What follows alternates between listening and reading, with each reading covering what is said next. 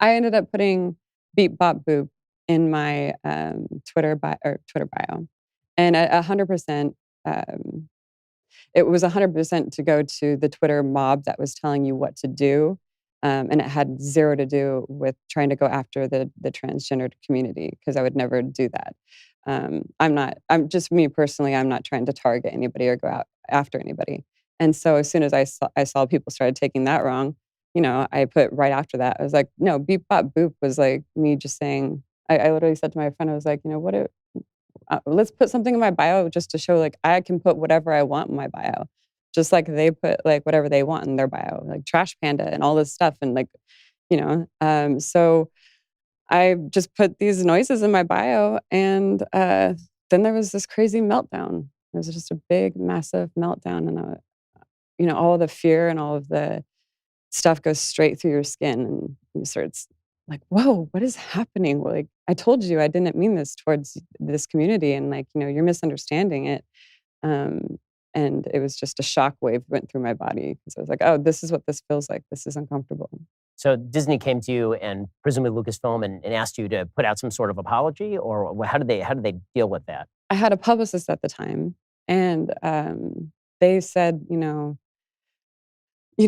have to put out you have to do, you have to put out apology. This is messed up. This is awful. And I was like, okay. I did say right after that tweet, I clarified for everybody, this was not directed towards the transgender community in any way. And I've also been watching celebrities apologize left and right, and it's very ingenuine. And I said, can you just give me a moment because I'm kind of feeling emotional right now. And can I just do my own research? And so, you know, they were like, okay, yeah, do your research, but you need to get on the phone tomorrow with our LGBTQ transgender section. And I was like, I'm feeling very emotional. Can you give me a second? And they said, no, you need to do this now. And so I did. I was like, okay, we have to do it now. Then let's do it now. And so I watched their documentary and I got on the phone with them. And they basically were, just two very gentle people. And they were like, we're sorry, like you stepped in what they call a landmine. And we can tell, you're not cured against us. And they actually reported back to Disney and Lucasfilm, they thought it would be a bad idea if they canceled me, or if they let this affect anything, because I got on the phone with them and I said, hey, I got on Zoom with them and I explained, hey, I just, I don't have any hate in my heart for anyone. I stepped in the landmine. And after that, you've said before that the Disney Lucasfilm folks said that you weren't basically to do any press after that for The Mandalorian. Yeah, so we went through this really long thing where it was like back and forth, back and forth. They wanted me to say this. I felt like it was ingenuine. I wrote out like this massive thing that said, I have it, and everything that I read through it, and I was like, oh my gosh, if I put out this statement now, it'd actually be very enlightening to how I was feeling a year ago. But they didn't want that. They didn't want that. I think they thought I was already taking too much attention off of The Mandalorian, which it was not my intention, because I know how hard everybody works on it. Because we got down to this like statement within like 2 words. Like almost like 2 words, this ridiculous thing. And they were like, and they just said it was not apologetic enough. And I was like, it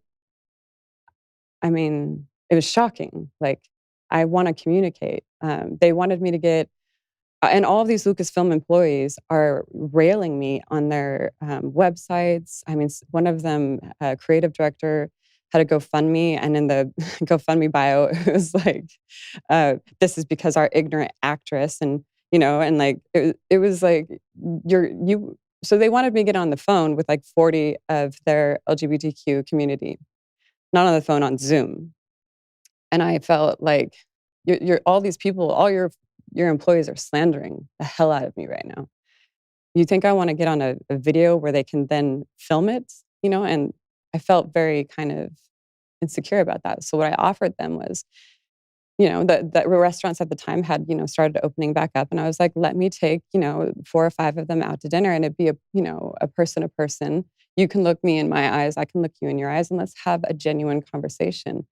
And I think it's also a bit abusive that you want me to talk to 40 people and hear 40 people. Like, I just that have been slandering, like, and maybe not all of them have been slandering me, but a lot of them probably had. And it was just like, wait, I don't feel like I've really like deserved this. I mean, don't you guys see what's happening online? It's like all these bots. It's not even like faces. It's not real people. It's just, and it feels like who I don't know who these people are, children or just bots or whoever the hell these people are. Twitter rage mob. Yeah. Yeah, and they're awful. And I actually asked the LGBTQ community leaders for the trans section. I was like, why don't you guys address that? It might be healthier if you addressed what's happening, the aggressive push. And they didn't really have an answer to that.